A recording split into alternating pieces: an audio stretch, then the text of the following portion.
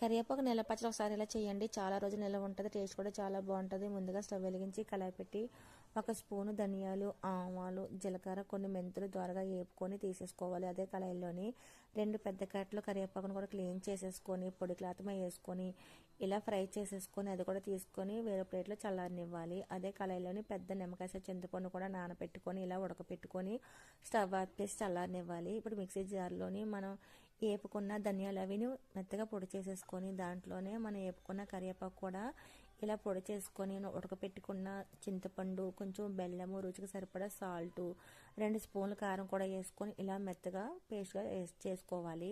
ఇప్పుడు దీన్ని పోపు వేసుకుందాము. స్టవ్ వెలిగించి కళాయి పెట్టి 1 కప్పు నువ్వుల నూనె వేసుకొని నువ్వుల నూనె బాగా మరిగిన తర్వాత ఆవాలు, జీలకర్ర, గుల్లిపప్పు, 2 ఎల్లుల్లిపాయలు చితగొట్టుకొని వేసుకొని మనం ఆడుకున్న పచ్చడి కూడా వేసేసుకొని బాగా వేగిపోయిన తర్వాత ఒక డబ్బాలో స్టోర్ చేసుకుంటే చాలా రోజులు